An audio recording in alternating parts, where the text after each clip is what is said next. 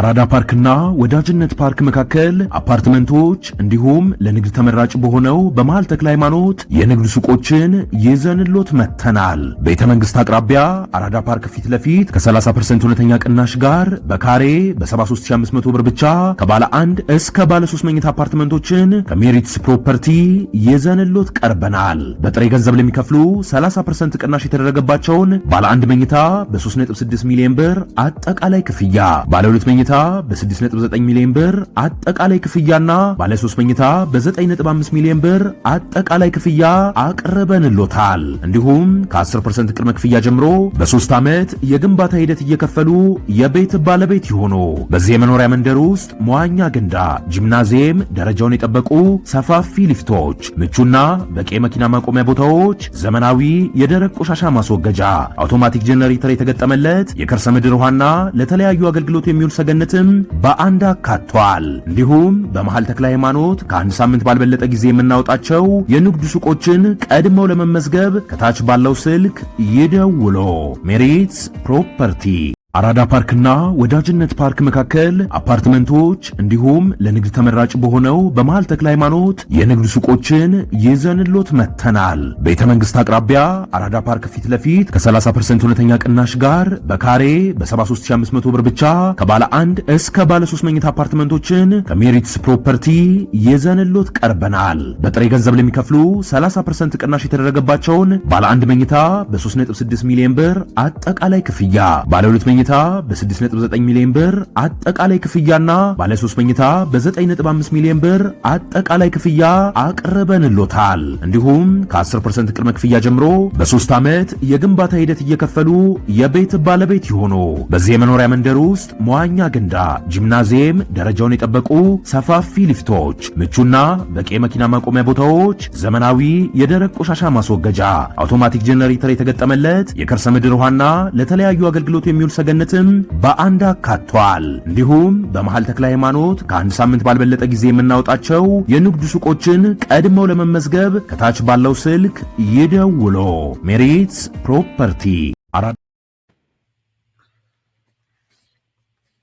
የህዋቱ ጄኔራል ምስክርነት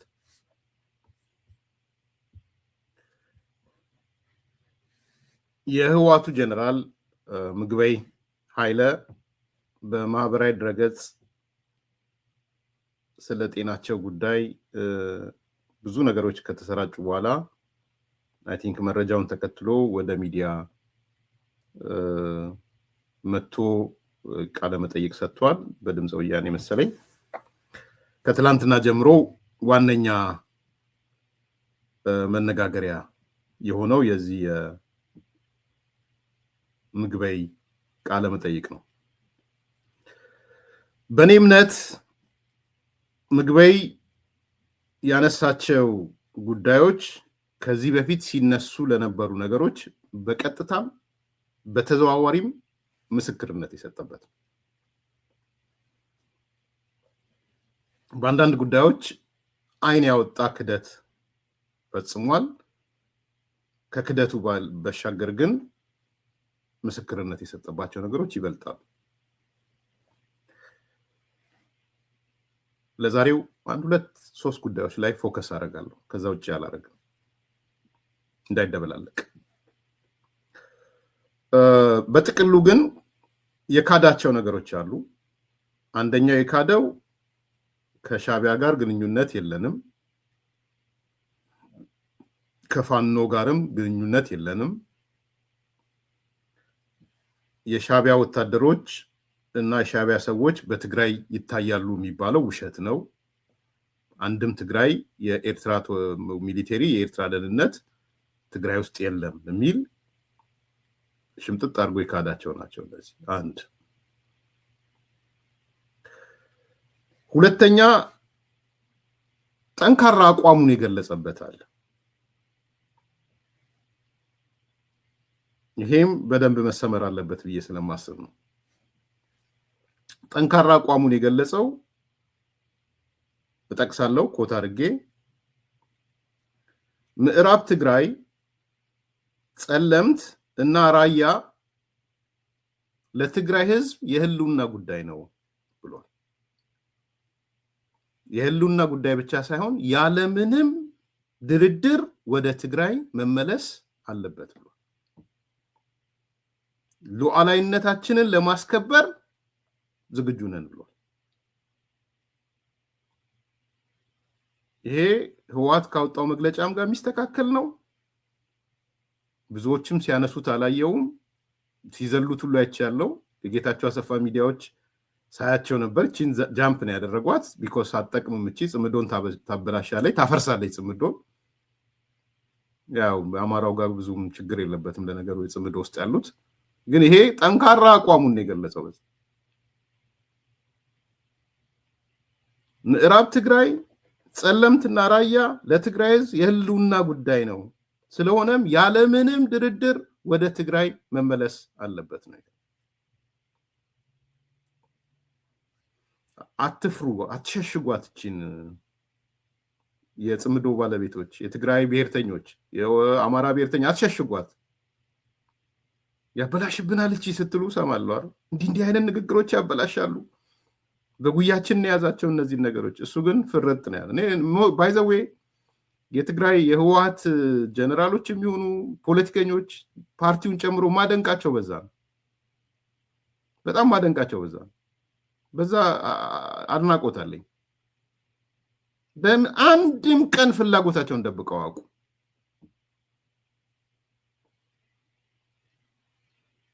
በምንም በቃ በምዕራብ ትግራይ ድርድር የለም፣ በጸለምት ድርድር የለም፣ በራያ ድርድር የለም ነው የሚሉት። ለዚህ አድናቆት አለኝ። ጽምዶ ለምን ገደል አይገባም አይነት ነው የሚመስለው። ይሄን የምትሉ ከሆነ ለምን ገደል አይገባም አይነት ማለት። ሶስተኛው የግል ሀብቱን በተመለከተ ያመነው ነው። የሀብት ማማ መውጣቱን አምኗል። እነዚህ ጥቅል ናቸው። ለኔ ዛሬ አንድ ሁለት ሶስት ጉዳዮች ላይ ነው ዘርዘር አድርጌ ማየት እንፈልገው።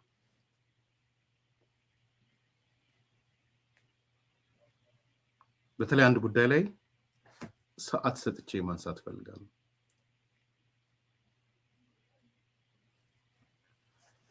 ይሄው ምንድነው? የህወሓቱ ጀነራል የሀብት ማማ የሀብት ተራራ የሀብት ማማና የሀብት ተራራ ማለት ነው። ይሄንን በደንብ ማንሳት ነው የምፈልገው። ጻፉልኝ። ይሄን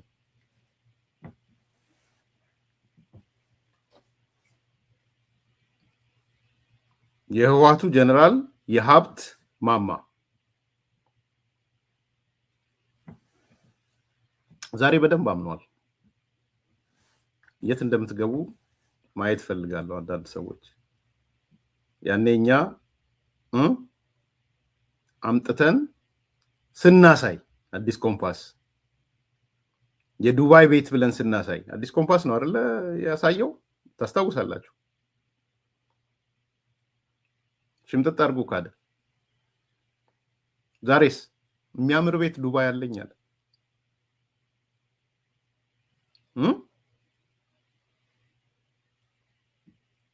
የት ነው የምትገቡት? አሁን ውሸት ነው ዱባይ የለውም እንዲህ ነው ምናምን ስትሉ የነበራችሁ የት ነው የምትገቡት?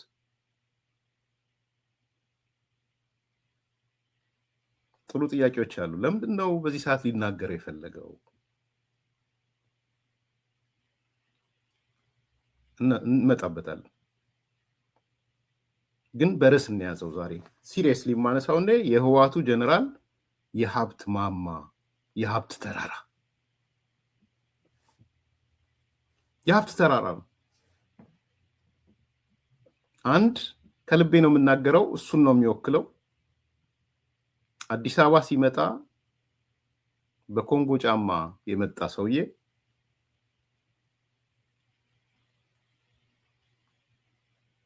ለረጅም ዓመታት ደሞዙን ሻለቃ ኮሎኔል ሆኖ ከ1000 ብር ከ1500 የማይበልጥ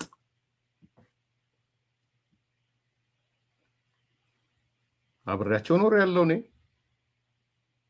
አይ ቲንክ ሻለቃ ኮሎኔሉ 900 800 ምናምን ነው ይከፈላቸው እነሱ 1500 አይበልጥ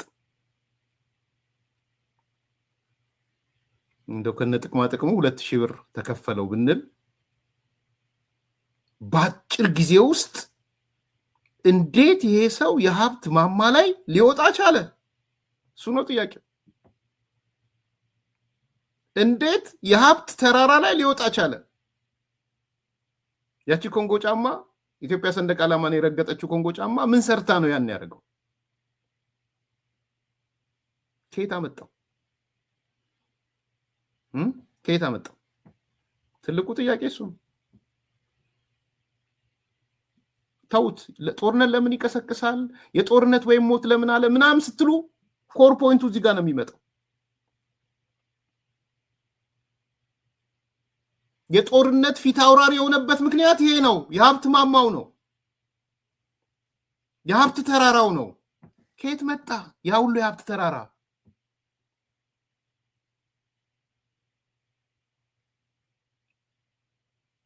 የጀነራልነት ደሞዝ ይታወቃል።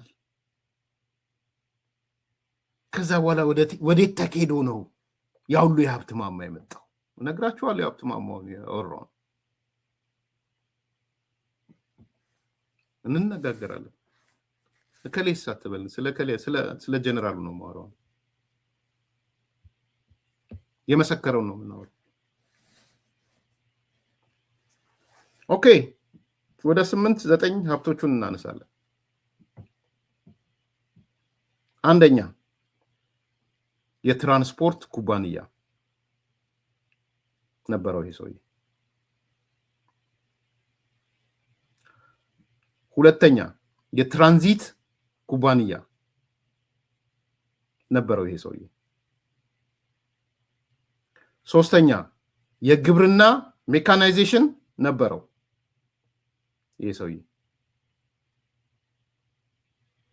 አራተኛ የወጪና ገቢ ንግድ ኢምፖርት ኤክስፖርት ኩባንያ ነበረው ይሄ ሰውዬ።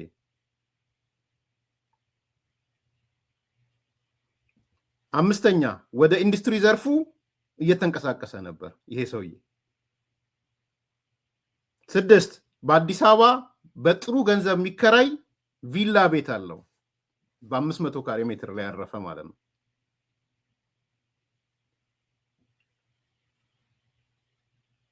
በመቀሌም ተመሳሳይ ቪላ ቤት አለው። በዱባይም ቆንጆ ቤት አለው።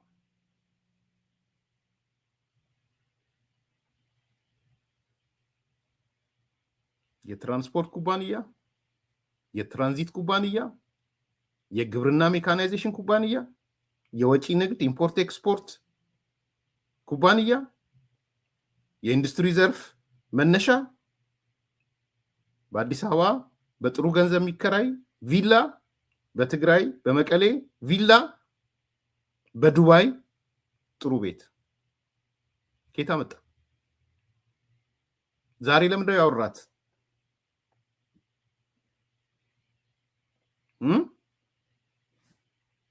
ከዛም አለ ምንም ችግር የለበትም ሰውየው።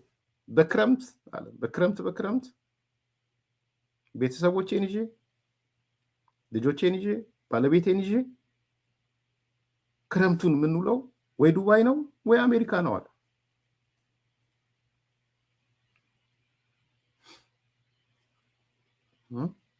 ክረምት ቫኬሽኑ ወይ ዱባይ ነው ወይ አሜሪካ ነው ከነ ቤተሰቦቹ።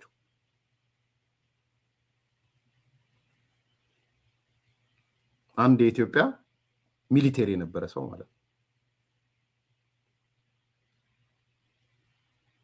ከየት መጣ? የሀብት ተራራው የሀብት ማማው የተሰቀለበት የሀብት ማማ ከየት መጣ? ይሄ ነው ትልቁ ጥያቄ። በአሁን ሰዓት ምግበይ የነበረው ሀብት መዘርገፍ ለምን ፈለገ? ለምንድን ነው ከዚህ በፊት ሲነገር የነበረውን ያረጋገጠው? አንድ በመከላከያ ጀነራልነት የነበረ ሰው እንዴት ይሄ ሁሉ ሀብት ሊያካብት ቻለ? የማን ሀብት ነው? ሀብት ውስጥ የተካበተው ከማን ሪሶርስ ነው የተካበተው? ይሄ ነው ሲሪየስ ጥያቄው። ይሄ ነው በነገራችን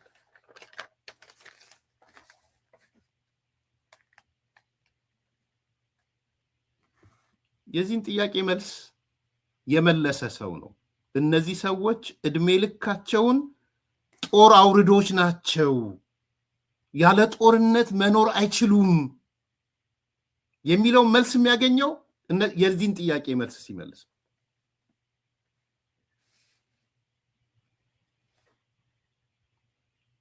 እኔ ግን ልጨምርላችሁ፣ ሲሪየስ ነው ዛሬ የማነሳው። እንደው ይሄም ራሱ እቹን ብትሆን ትበቃኛለች። ይሄ የጀነራል ምግበይ ብቻ አይደለም። በደንብ ተገንዘቡ።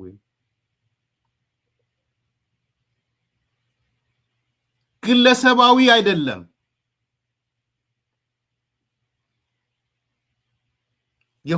የሆነ የተመረጡ የህወሓት ሚሊቴሪዎች፣ የህወሓት ፖለቲከኞች የዚህ አካል ናቸው።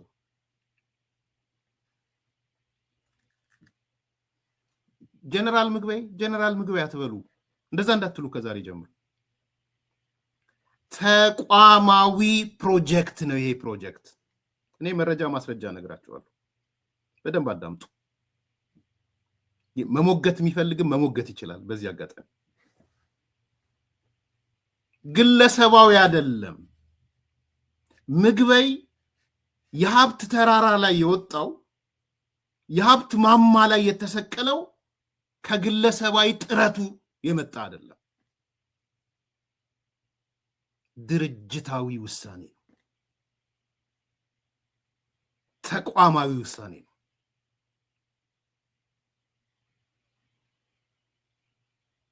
በዶክመንት የተዘጋጀ ራዕይ ያለው፣ ግብ ያለው፣ መዳረሻ ያለው የፓርቲ ውሳኔ ነው። ስለ ምግበይ ስናወራ ስለ ታደሰ ወረደም ነው የምናወራው።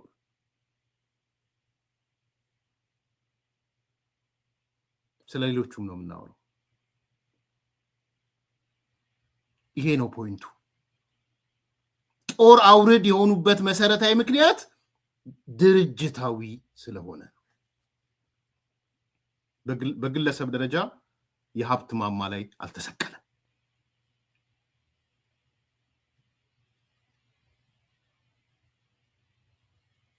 ድርጅት ነው የሰቀለው። ተራራ ላይ የሰቀለው ድርጅት ነው። ኮንጎ ጫማህን አውልቀህ የሀብት ተራራ ላይ ውጣ ብሎ የወሰነለት ድርጅት ነው።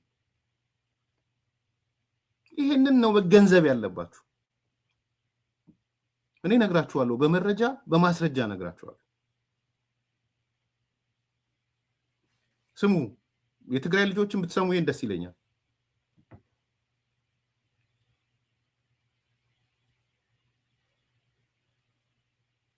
ምንድን ነው የወሰኑት?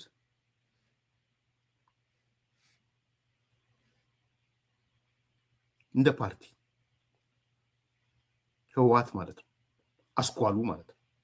አጠቃላይ ህወሓት አይደለም፣ አስኳሉ ሃርድኮር የሚባለው ፖለቲካውም ላይ ያለው ሚሊቴሪውም ላይ ያለው ማለት ነው።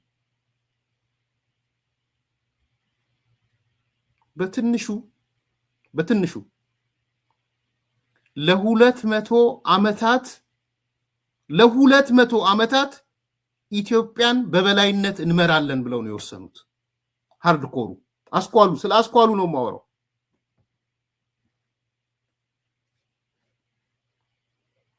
ሁለት መቶ ዓመታት የፖለቲካ የበላይነት፣ የኢኮኖሚ የበላይነት 200 years የሚቀጥለው 200 ዓመት ማንም እንዳይነቀንቀን አድርገን ሲስተሙን ዘርግተ ነው እንሄዳለን። ይሄ ነው ውሳኔያቸው። በነገራችን እነግራችኋለሁ፣ በመረጃ በማስረጃ እነግራችኋለሁ። ይሄ ውሳኔ ድርጅታዊ ውሳኔ ነው። ይሄ ውሳኔ በዶክመንት የታጠረ ውሳኔ ነው።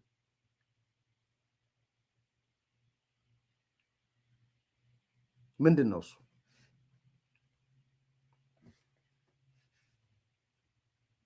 ህወሓት የ40 ዓመት ፍኖተ ካርታ አዘጋጅቶ ነበር።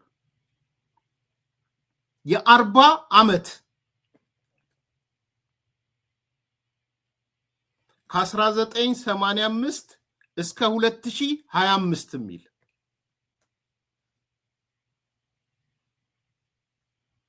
ቁጠሩት። 85 2025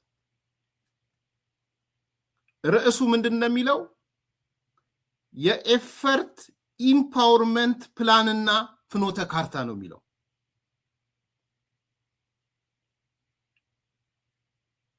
ከመቼ ጀምራ ነበር? ከ1985። መቼ ነው የሚያልቀው ፕሮጀክቱ? ርዕዩ 2025 ማለት ነው። የ40 ዓመት እቅድ ነው። እቅዱ ርዕይ ያለው፣ ስትራቴጂ ያለው፣ አቅጣጫ ያለው፣ ተግባራት አሉት። የ40 ዓመት ማለት ነው። ከ1985 እስከ 2025 በዶክመንት ያለ ነው የምነግራችሁ። ባይዘዌ ከኪሴ አውጥቼ አይደለም የምናገረው፣ በስማ በለው የሰማሁትን አይደለም የምናገረው።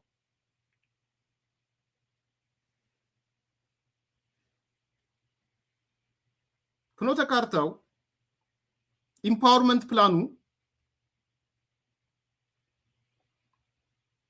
በ40 ዓመት ውስጥ የሚካሄዱ ተግባራቶች አሉት። በ40 ዓመት ውስጥ ይሰሩና ድምር ውጤታቸው የሚቀጥለው 200 ዓመት የሚነቀንቃቸው አይኖርም። እሱ ነው ፕላኑ። በደንብ አንደርስታንድ አድርጉ።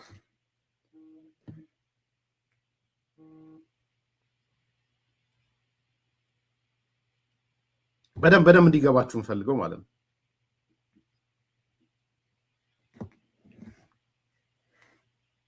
አሳያችኋለሁ።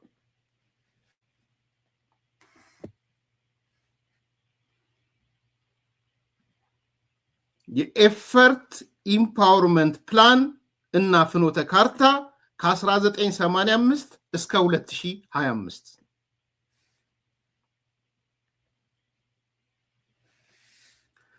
ምዕራፎቹን አምጥቻቸዋለሁ።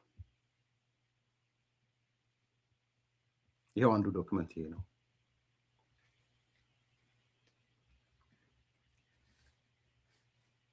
ይሄ በእኔ መጽሐፍ ላይ ታገኙታላችሁ። ምዕራፍ 4 ማለት ይሄ ነው።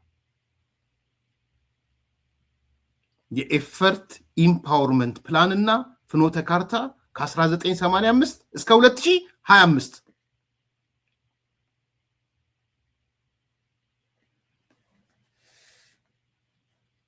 ይሄን ዶክመንት ሙሉን እዚህ መጽሐፍ ላይ ታገኙታላችሁ። አቶ መለስ የጻፈው ነው።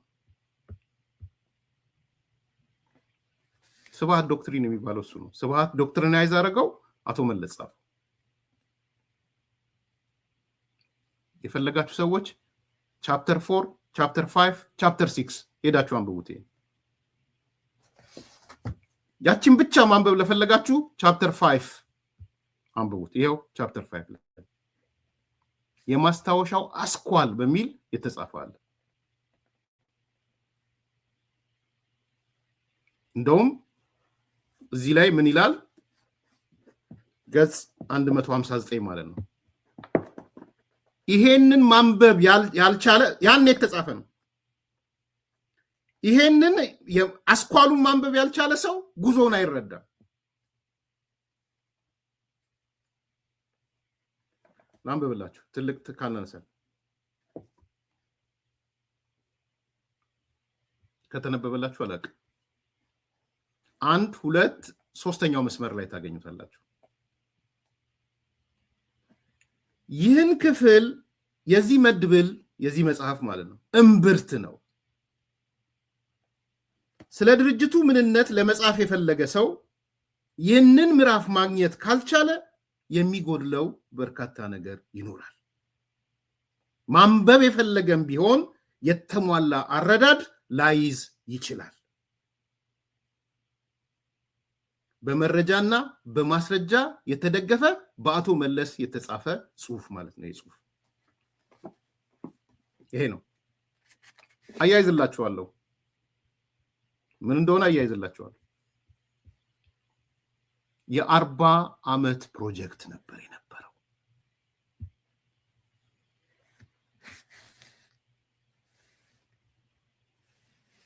ምንድነው መሰረት ሐሳቡን ልንገራችሁ።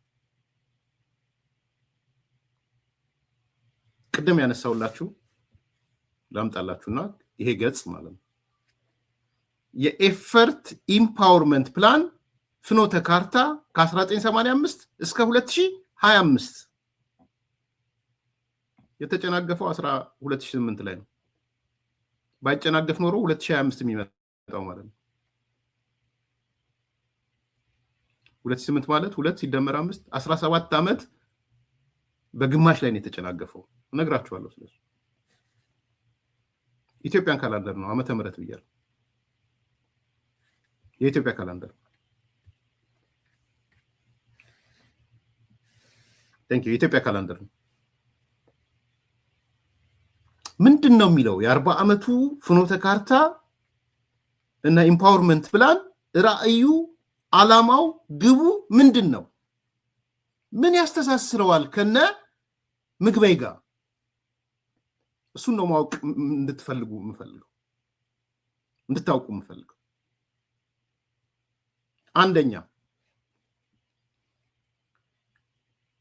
በ40 ዓመት ውስጥ በምንገነባው ኢኮኖሚ ለሚቀጥሉት 200 ዓመታት የፖለቲካ ኢኮኖሚውን የበላይነት እንይዛለን።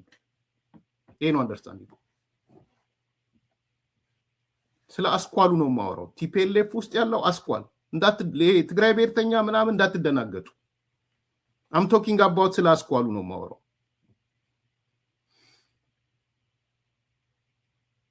ይሄ የ40 ዓመት ፍኖተ ካርታ፣ ይሄ የ40 ዓመት ኢምፓወርመንት ፕላን ምንድነው የሚያደርገው? 2025 ላይ ሲደርስ ይፈጸምና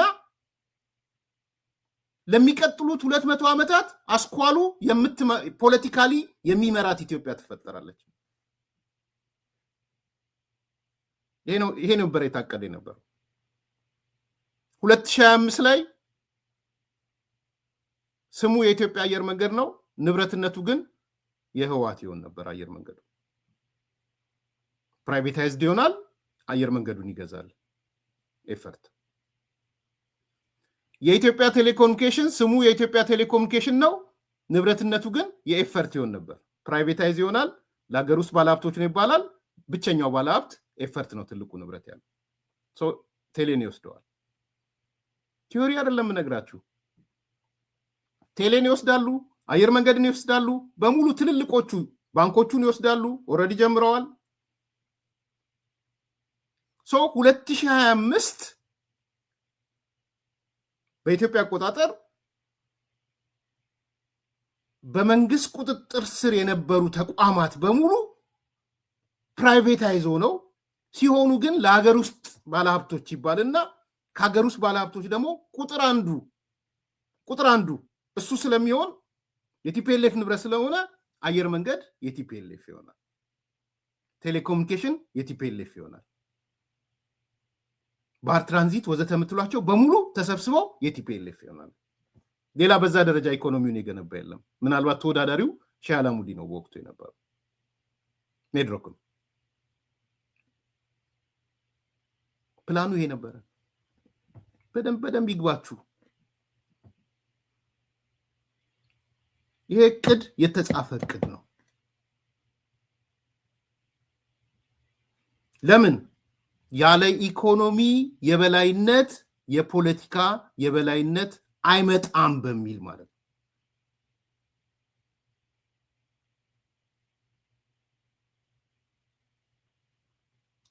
ኢኮኖሚውን ካልተቆጣጠርን ፖለቲካውን መቆጣጠር አንችልም።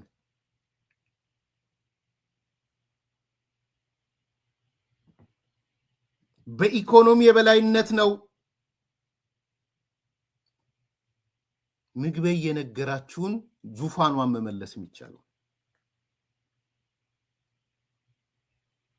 ስለዚህ ህወሓት ኮር የሆነበት አስኳል የሆነበት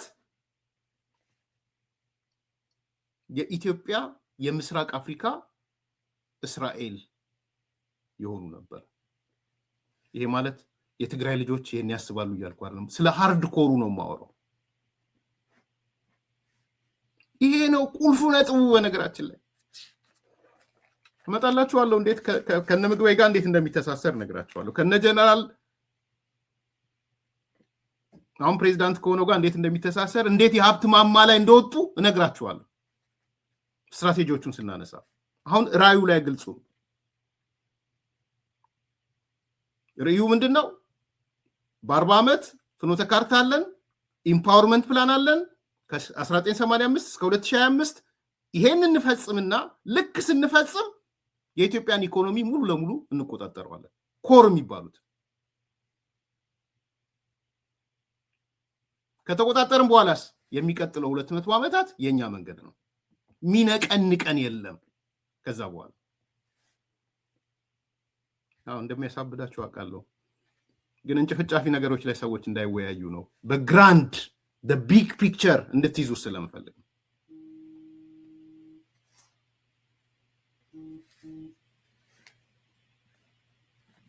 ምንድናቸው ስትራቴጂዎቹ?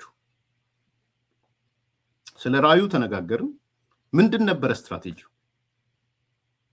አይናችሁ ላይ የምታውቁትን ያያችሁትን ስትራቴጂ ነው የምነግራችሁ።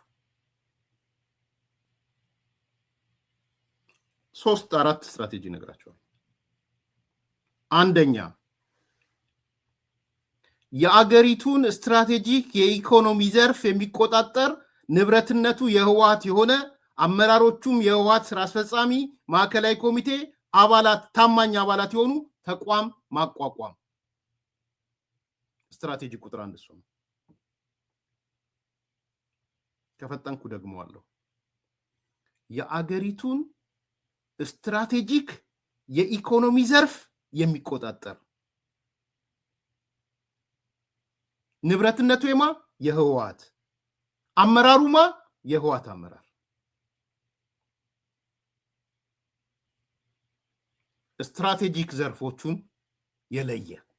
ስትራቴጂክ ዘርፍ ማለት ሁሉም ላይ መግባት ማለት አይደለም። ባይዘው እንደዛ አይደለም። ዋና የማይነቃነቁ ስትራቴጂክ ዘርፎችም የኢትዮጵያ ስትራቴጂክ የሚባሉ ማለት ነው። ይመጣና የትግራይ ጠላት ይላል። ይላችሁ ትግራይ ነሚ ይላል። አይ ነው እንደዛ እንደምትል ድሮ ይሰራ ነበር፣ ግን ተዋዋለ ወልዴ እንድታዳምጥ ህሊና የሚጠይቅ ከሆነ እንዲጠይቅ እተዋዋለሁ። ድሮ ተበላበት እሱ ድሮ ተደነገጠበት። ትግራይ ነሚ የሚለው የትግራይ ጠላት ልክ እንዲህ ስታነሳ የትግራይ ጠላት ትባላለህ። እሱ አሁን ተባነነ። አንተ ጋር አልገባም። አሁን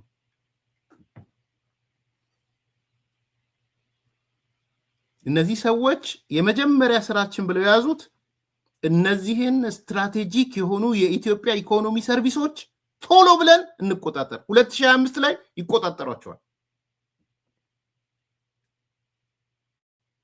9 ዘርፎች ልንገራችሁ፣ የምታውቁትን የማታውቁትን አይደል። ስትራቴጂካሊ ወሳኝ የሆኑ እየተቆጣጠሯቸው የሄዱ ዘርፎችን ነግራችኋለሁ። ሃርድ ኮሩ ነምበር 1 ግብርና ዘርፉን ሜካናይዜሽኑ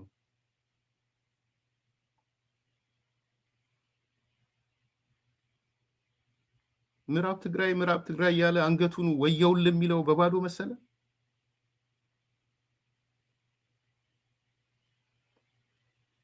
ምዕራብ ትግራይ ላይ የሚሉት እነሱ ወይ በአማራው ሳይድ ደግሞ ወልቃይት ምናምን የሚለው እኔ እዛው ሁለቱም ውስጥ የለውም።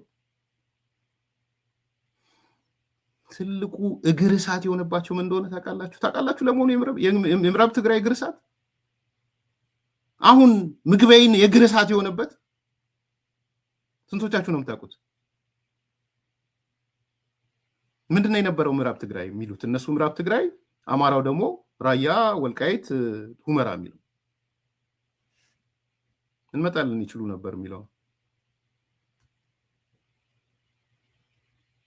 የኔ ወንድም። ግብርና ላይ ምዕራብ ትግራይ የሚሉት እነሱ፣ ሌላ የሚለው ህይወት ሜካናይዜሽን የሚባል ነበር። the most mechanized የሆነ ስሙ ግን ህይወት የሚባል ቀላል እንዳይመስላችሁ። ህይወት ሜካናይዜሽን ጥጥ ያመርታል፣ ሰሊጥ ያመርታል። ወደ አልመዳ ጨርቃ ጨርቅ ይልካል ጥጡ። ግብርናውን የሚቆጣጠር አንድ። ሁለተኛ ማዕድን፣ ብዙ ጊዜ ነግሬያቸዋለሁ ስለ ማዕድኑ። ፌዴራል መንግስት በፍጹም ማዕድንን ማሰብ የለበትም። ውግዝ ከማሪዎስ ፌዴራል መንግስት ማዕድን ካሰብክ ኪራይ ሰብሳቢ ትባላለህ። ባይዘው ሬንት ሲከር ነው የምትባለው ማዕድን ካልክ። እንደ ኃጢአት ከርስ ነው የሚታይ የነበረው ማዕድን ማለት። የተጻፈ ጽሁፍ ነው የምነግራችሁ፣ ሄዳችሁ አንብቡ። ዘደች በሽታ የሚል እዚህ መጽሐፍ ላይ ታነብ። አቶ መለስ የጻፈው የደች በሽታ የሚል ታነባላችሁ። ዘደች ዲዚዝ ተብሎ ዘሞመንት በማዕድን እንደግ ምናምን ካልክ አንተ ኪራይ ሰብሳቢ ነው የምትባለው።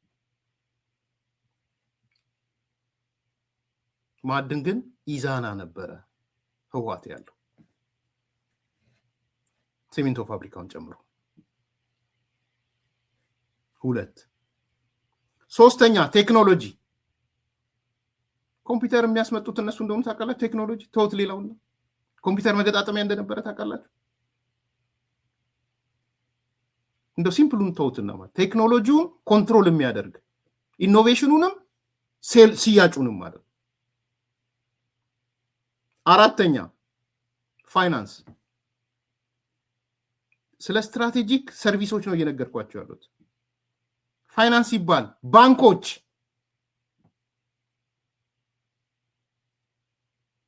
የምታውቋቸው ባንኮች ደርድሯቸው ከፈለጋችሁ ባንኮቹ። ስትራቴጂክ ነው ፋይናንስ ላይ። አምስተኛ ትራንስፖርት። ምናልባት ከኢትዮጵያ ራቅ ያላችሁ ሰዎች ብዙ ላይገባችሁ ይችላል። ትራንስፖርት ሲባል የህዝብ ማመላለሻን ትራንስፖርት ተቆጣጥረውታል። ዝም ብሎ አይደለም። ኦሮሚያ ላይ አመፅ ሲነሳ የትራንስፖርቶቹን የተመቱት በባዶ አይደለም፣ የጭቆና ምልክት ስለተደረጉ ነው በወቅቱ። በነገራችን ሰላም ባስ ወዘተ እንደዚህ የሚባሉ ማዳበሪያ ከፖርት ወደ እያንዳንዱ የኢትዮጵያ ክልል የሚደርሰው ማዳበሪያ ትራንስ ነበር ሲያደርስ ነበር። ትራንስ የህወሓት ነው፣ የትግራይ ህዝብ አይደለም። አይችልም ሌላው ማዳበሪያ ማምጣት። አማራ ክልል፣ ትግራይ ክልል፣ ኦሮሚያ ምናምን በሙሉ ከፖርቱ ተነስቶ ማዳበሪያ ተሸክሞ የሚሄደው ትራንስ ኢትዮጵያ ነው።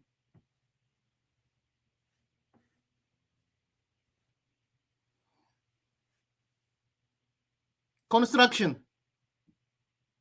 ትልልቆቹን የኢትዮጵያ የመንገዶች ባለስልጣን ኮንስትራክሽን በአንድ ጊዜ እስከ 5 ቢሊዮን 6 ቢሊዮን የሚሰጠው ለትግራይ ለህወሓት ድርጅቶች ነበር። ትግራይ ሳይሆን የህወሓት ድርጅቶች ነበር። ሱር ኮንስትራክሽን አንድ ቦታ ብቻ 2 ቢሊዮን አለው፣ ሌላ ቦታ 2 ቢሊዮን አለው። በአንድ ጊዜ ከ6 ቢሊዮን ብር በላይ የመንግስት ፕሮጀክቶች ሱር ኮንስትራክሽን ነው የሚሰራው። ኮንስትራክሽን ዘርፉን ነው ኮንትሮል ያደረገው። ንግድ፣ ጉና ከ70% በላይ የኢትዮጵያን ቡና ኤክስፖርት የሚያደርገው ጉና ነበር። ዋይ ለምንድን ነው የህወሓት ድርጅት 70% የሚሆነውን ቡና ኤክስፖርት የሚያደርገው? ምን ስለሆነ ነው? ወይዘሮ አዜብ የምትመራው ጉና ኦሮሚያ ላይ የሄደ ደቡብ ላይ የሄደ ቡና እየለቀመ ኤክስፖርት ያደርጋል። ሌላው አልተፈቀደለትም። 70% ከሆነ ጊዜ በኋላ 100% የሚይዘው ማለት ነው። እዚህ እውነቱ ነው የሚፈርጥላችሁ፣ ይነገራችኋል። እዚህ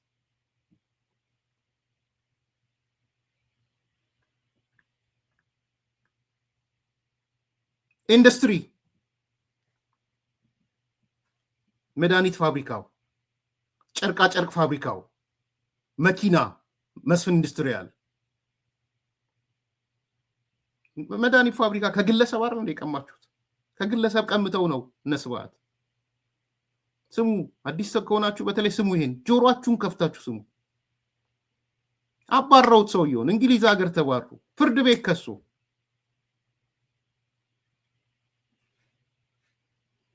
ጨርቃ ጨርቅ አጣርቻለሁ ባይዘው መከላከያ አሁን በራሱም አለው ኤክስፖርትም ይገዛል የኢትዮጵያ መከላከያ ፋቲክ የሚሰራው አልመዳ ጨርቃ ጨርቅ ነበር ዝርዝሩ ነግራቸዋለሁ ከዚህ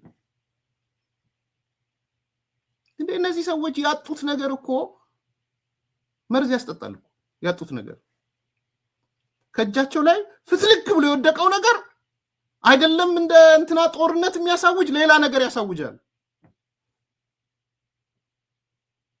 ተውት ጦርነት አይደል ሌላ ነገር ያሳውጃል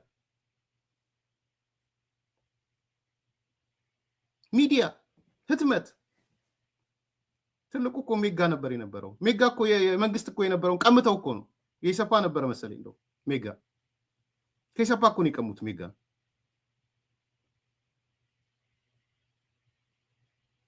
የነዚህ ሁሉ ድምር ስትራቴጂክ የሆኑ የኢኮኖሚ ሰርቪሶችን እስከ 2025 እንቆጣጠራለን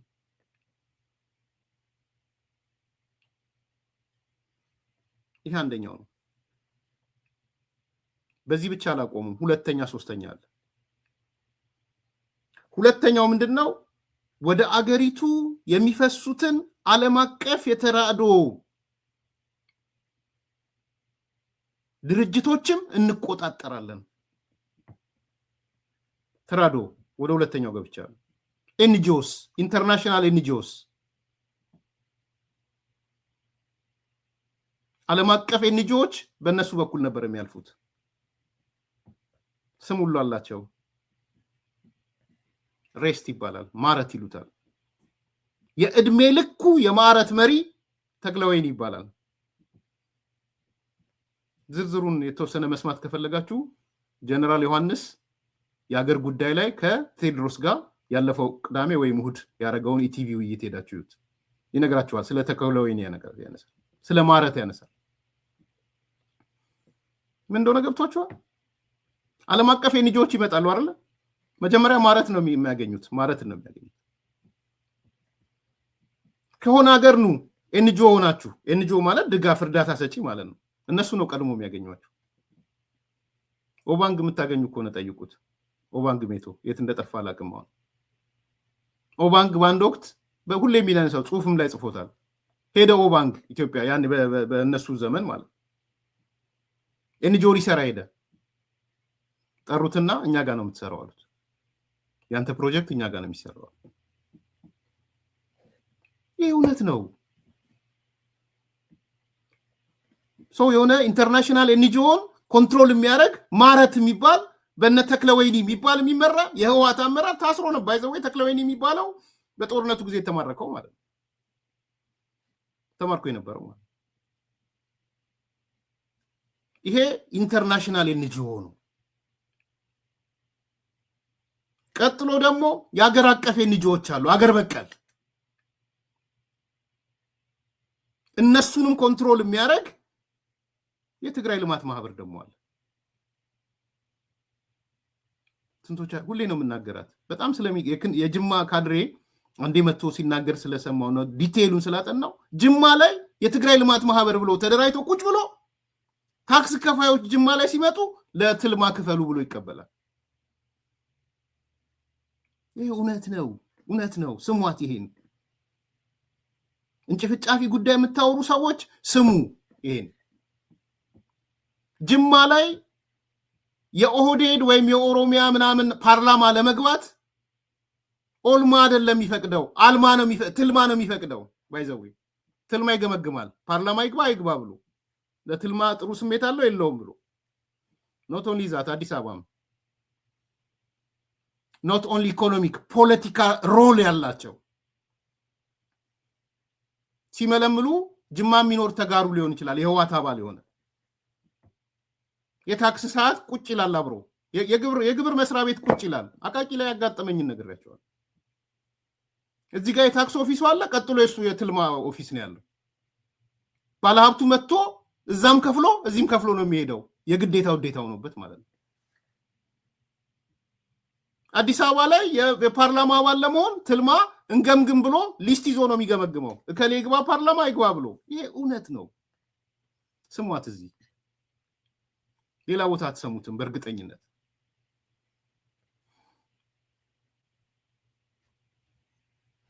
አሁን ወደ አራተኛው ዋና ጉዳይ ልመጣ ነው።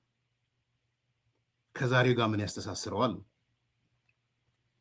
ከምግበይ ጋር ምን አስተሳሰረው? አራተኛው ነው የሚያስተሳስረው።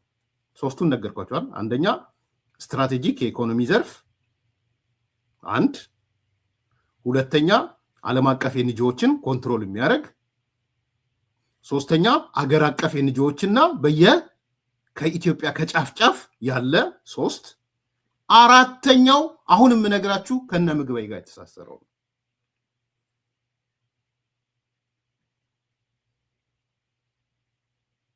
ምንድነው እሱ?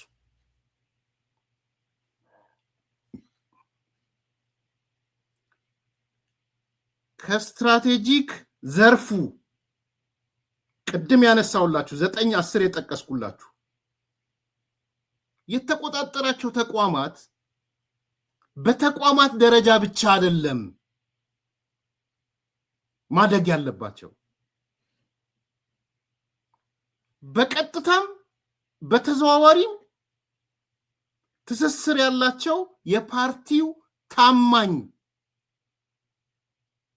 ባለሀብቶች መፍጠር አለባቸው። እሱ ነው ሌላኛው። እዚህ መጽሐፍ ላይ ታገኙታላችሁ። የህወሓት ታማኝ ባለሀብቶች ይፈጥራል። ቻፕተር 4 ላይ ታገኙታላችሁ። እንደ ድርጅት ኤፈርት አለ፣ ሬስት አለ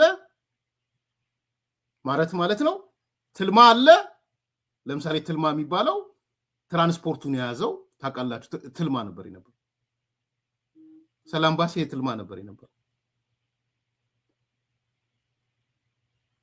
ይሄ ብቻ ግን አይበቃም ነው የሚለው። ስለማይበቃ ከኛ የፈለቀ አስኳል ውስጥ ያለ ባለሀብት መፍጠር አለብን።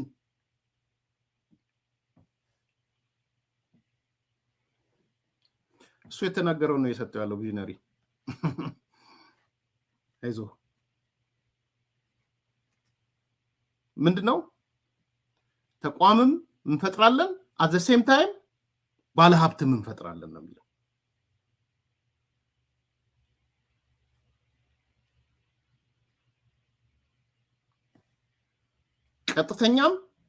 ቀጥተኛ ያልሆነም ባለሀብት ፈጠራ ማለት ነው።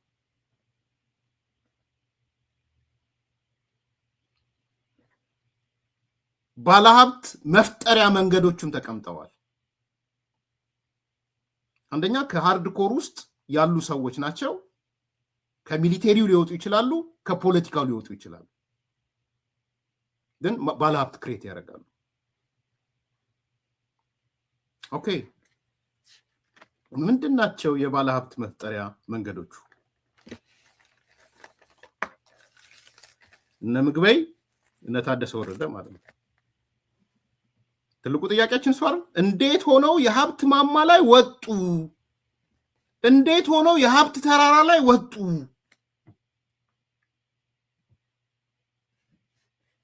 ሲመጡ 4ኛ ክፍል 5ኛ ክፍል ምግበይ ምን ደግሞ የምግብ አብሳይ ስንሰማ እንደዛ ነው የሰማ ነው። ምግበይ ማለት ራሱ ምግብ አብሳይ እንደሆነ ነው የሰማ ነው። ወዲ ሻምበል የማን ምግብ አብሳይ ነበር የነበረው? ምግብ አብሳይ የነበረ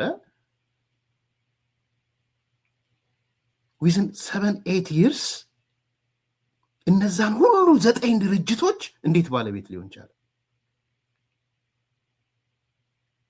the same ስለ ምግበይ ያወራን እንጂ ታደሰም ሌሎቹም ማለት ነው። የተለየ ስኪል ስላለው ነው? ቢዝነስ ፕላን ስለተማረ ነው? ምን ስለሆነ ነው?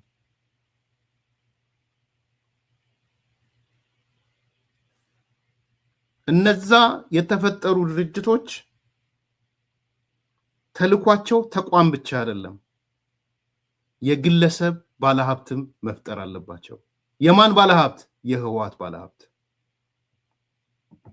ከየትም ይቀዳ፣ ከፖለቲካ ኃላፊው ከሚሊቴሪው ይቀዳ። እነ ምግበይ የሆኑት ያንን ነው።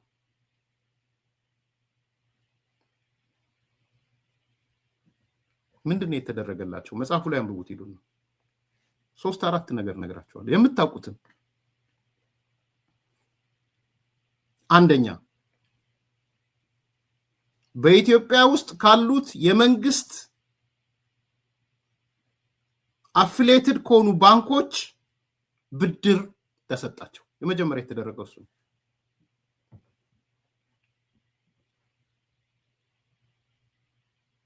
ብድር እንዲያገኙ ነው። ልማት ባንክ በብዛት የወሰዱት እነሱ ናቸው። ንግድ ባንክ በብዛት የወሰዱት እነሱ ናቸው። ቁጥሩ ቀላል ያለው ሃርድ ኮሩ አስኳሉ፣ ሌሎችም አንበሳ፣ ወጋገን ወዘተ ወዘተ የምትሏቸው ማለት ነው። ልክ ተለይተው ከመከላከያው አይደንቲፋይድ ሆነው ወጡ። ከወጡ በኋላ የመጀመሪያ የተሰራላቸው ስራ በኢትዮጵያ ካሉት ባንኮች የብድር አገልግሎት እንዲያገኙ ተደረገ። አንድ እስቲ ይሄ እንደሚወጣበት ስላወቀ ነው ባይዘው እየመጣ ለምን ለሚለውም እየመለስኩላችሁ።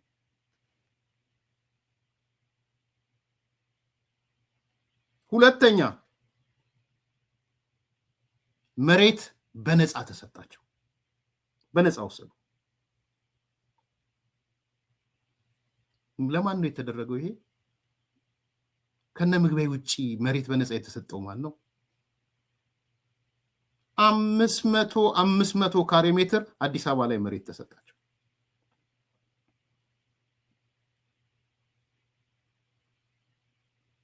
ወሰዱ። እየተጠራሩ ወሰዱ። ቦታ መርጠው፣ በነገራችን ላይ ቦታ መርጠው እቺ ቦታ እሳት ናት እየተባለ ማለት እሳት የሆነ ቦታ ተመርጦ ተሰጣቸው። ሁለት እንዳትገረሙ በሱ ማቀውን ነው የምናገረው፣ የጻፍኩትን ነው የምናገረው። የመከላከያ መኪና ነው የሚጠቀሙት።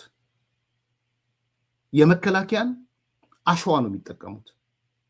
የመከላከያን ድንጋይ ነው የሚጠቀሙት። መከላከያ ገዝቶ የሚያመጣው። በዚህ ብቻ እንዳይገርማችሁ የትብብር ደብዳቤ ለሙገር ሲሚንቶ ይጻፋል። ጀነራል ምግበይ ወይ ምናምን ቤት እየሰራ ስለሆነ 200 ሲሚንቶ 300 ሲሚንቶ 100 እና 150 ሲሚንቶ ምግበይ ቤት አትሄድም፣ መርካቶ ነው የምትሄደው። ይሄ እውነት የሆነ ነገር ነው የምነግራችሁ። በመከላከያ መኪና በካሚዮን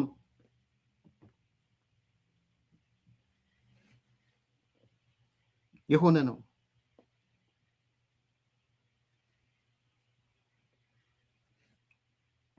አዲስ አበባን ከጨረሱ በኋላ ጋምቤላ ሄዱ። ቀጥሉ።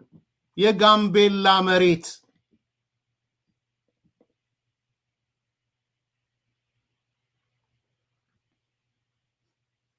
ሂዱና ዶቼቬሌ ቢቢሲ ስሙ። በወቅቱ እኛ መረጃ ደረሰን፣ ፐርሰናሊ ደረሰኝ፣ የነበርነው ሰዎች ደረሰን፣ ሚዲያዎቹ ተላከላቸው፣ ሰሙ። እነሱም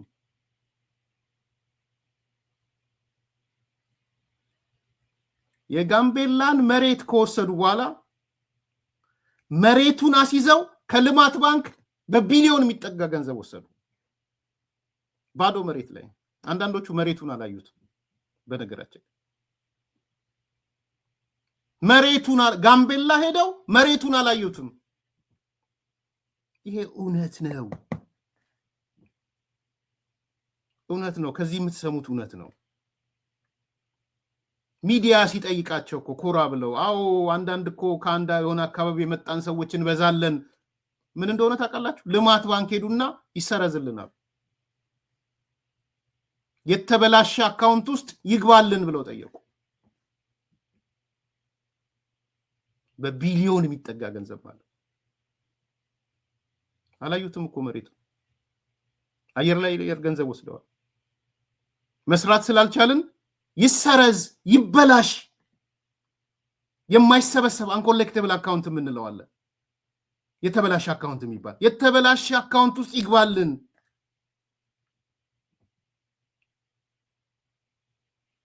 ጭቅጭቁ እሱ ነበር። የነ ምግበይ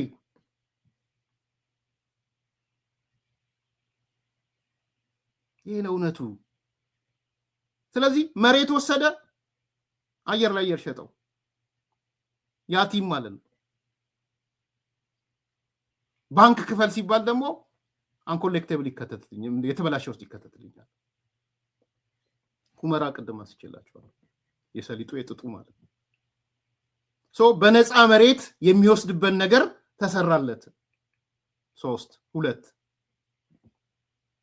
ሶስተኛ ሳብ ኮንትራት የሚባል አለ።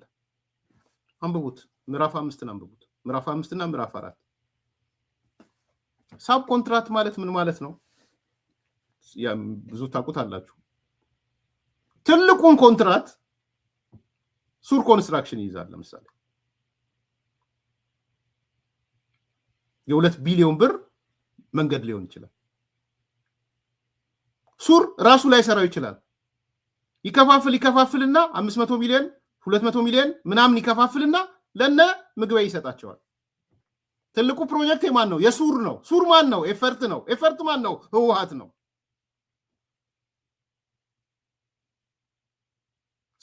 የያዘውን ኮንትራት ሳብ ኮንትራት እያደረገ ለነሱ ከፋፍሎ ይሰጣቸዋል። የበለጸጉት በዚህ ነው። የሀብት ማማ ላይ የወጡት በዚህ ነው። የሀብት ተራራ ላይ የወጡት በዚህ ነው። ይሄ ነው እውነት ነው። ይሄ በሳብ ኮንትራክት መንገድ ማለት ነው።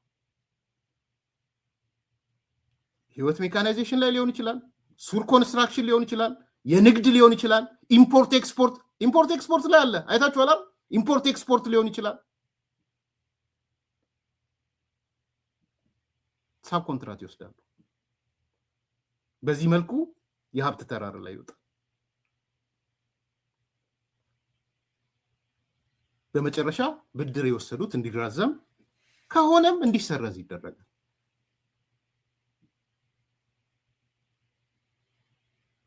ይሄ ታዲያ አይደለም በ7 በ8 ዓመት በ3 ዓመት የሀብት ማማ ላይ አትወጣም እንዴ?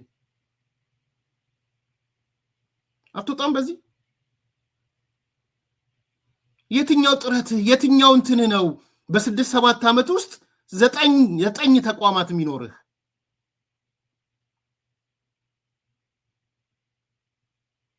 ይሄ ነው እየተደረገ ያለ። ይሄ ነው እየሆነ ያለ።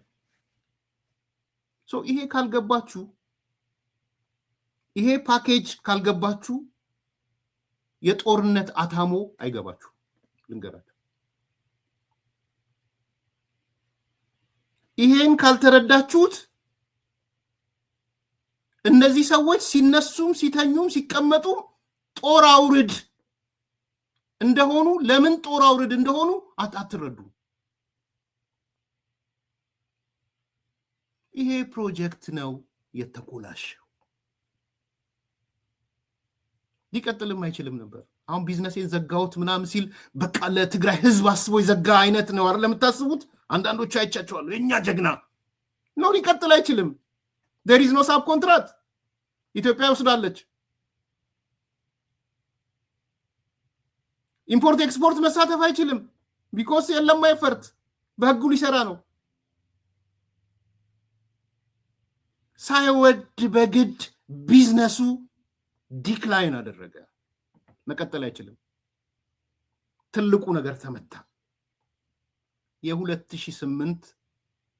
የ2008 ትልቁ የተኮላሸው የ2025 ፕሮጀክት ነው። ትልቁ ፕሮጀክት ሲኮላሽ እና ምግበይም ተኮላሹ። እውነቱ ይሄ ነው። በደንብ ተገንዘቡ። ቀጥሎ ቢሆን ኖሮስ፣ ለውጡ ባይመጣ ኖሮስ 2025 ላይ ፕሮጀክታቸው አልቆ የ200 ዓመት ኢትዮጵያን ሰጥ ለጥ አድርገው የሚገዙበት የኢኮኖሚ አቅም ይኖራቸው ነበር። ይሄ ኃይል ታዲያ በየቀኑ ጦርነት ቢሰብክ ለምን ነው የሚገርማችሁ? ይሄ ኃይል በየቀኑ ጦር አውርድ ቢል ለምን ነው የሚገርምህ?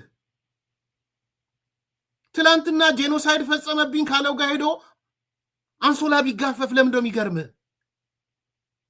ሻቢያ ጋር ሄዶ ቢተኛ ለምንድነው የሚገርምህ? ናላው ዞሯል እኮ ዋናው ነገር ተመቷል። በዚህ ልክ ሌላ ቦታ እንደሚነግሯችሁ እርግጠኛ አይደለሁም። ሌሎቹ ነገሮች በሙሉ እንጭፍጫፊ ናቸው። ድሮን አለን እንደዚህ አለን ምናምን እሱ ውስጥ አልገባውም። ዛሬ አልገባም፣ አልፈልግም። እቺ ፖይንት ብቻ ናት ኮር አድርጌ መናገር ዛሬ የምፈልገው። እነዚህ ሰዎች ቀን ከሌሊት የጦርነት አታሞ የሚመቱበት መሰረታዊ ምክንያት ፕሮጀክታቸው ስለተኮላሸ ነው። ቢዝነሳቸው ስለተኮላሸ ነው።